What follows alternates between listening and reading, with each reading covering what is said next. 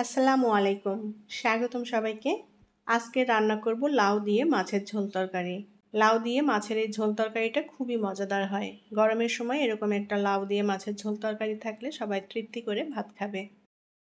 প্যানে আমি প্রথমে দিয়ে দেব 1.5 চা চামচ মতো আস্ত জিরা। এই জিরাটা হালকা একটু ভেজে নেব।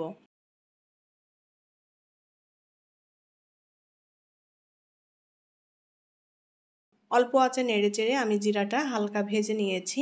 এখন জিরাটা প্যান থেকে নামিয়ে নেব। এবার প্যানের মধ্যে দিয়ে দেব 3 টেবিল চামচ পরিমাণ তেল। এখন তেলের মধ্যে দিয়ে দেব 1 মুঠ পরিমাণ পেঁয়াজ কুচি। এই পেঁয়াজটা লাল করে ভেজে নেব। নেড়েচেড়ে আমি পেঁয়াজটা হালকা করে ভেজে নিয়েছি। এখন দিয়ে দেব কয়েক কোয়া রসুন। আর দিয়ে দেব 2টা কাঁচামরিচ। পেঁয়াজের সাথে রসুন কাঁচামরিচ ভেজে নেব।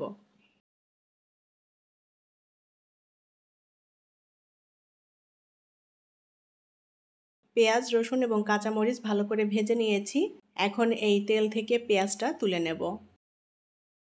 এবার ওই তেলের মধ্যেই দিয়ে দেব পেঁয়াজ বাটা। এখানে একটা পেঁয়াজ বেটে নিয়েছি।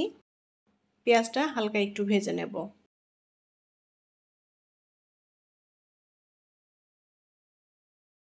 পানি দিয়ে দেব।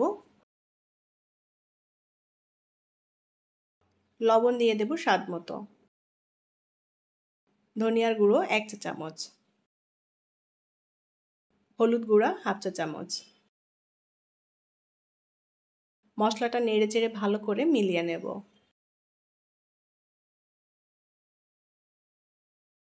এখন এই মশলার মধ্যে দিয়ে দেব মাছ।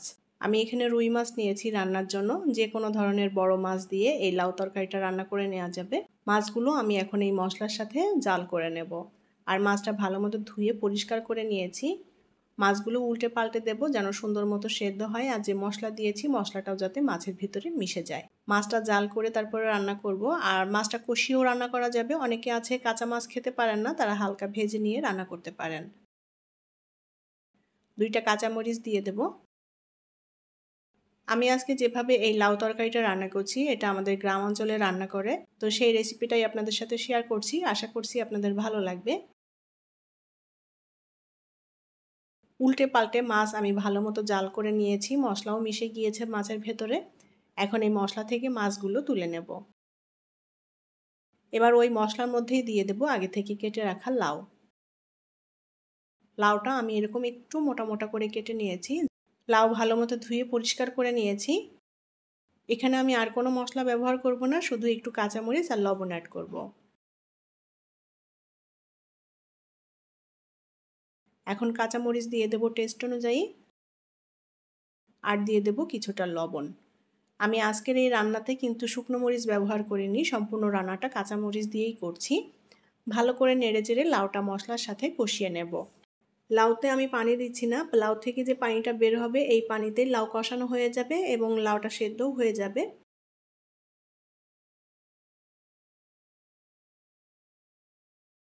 উল্টাপাল্টা করে নেড়ে দিয়ে আমি মশলার সাথে লাউ ভালো করে কষিয়ে নিয়েছি। এখন ঝোলের পানি দিয়ে দেব। ঝোল ভালো মতো ফুটে উঠেছে আর লাউটাও কিন্তু সেদ্ধ হয়ে গিয়েছে। এখন এর মধ্যে দিয়ে দেব আমি আগে থেকে সেই জাল করে রাখা মাছ। মাছ দিয়ে একটু নেড়েচেড়ে মিলিয়ে নেব।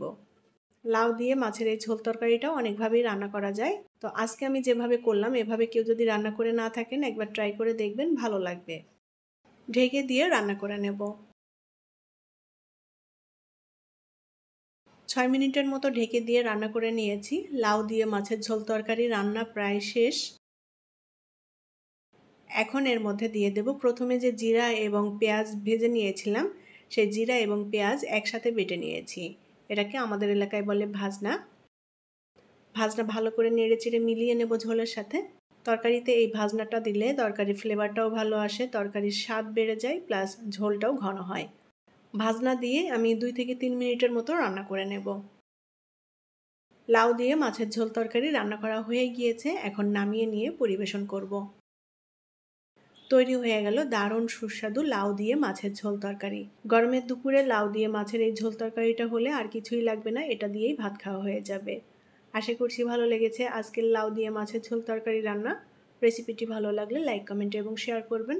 পরবর্তী রেসিপি দেখার আমন্ত্রণ জানিয়ে বিদায় নিচ্ছি। আল্লাহ হাফেজ।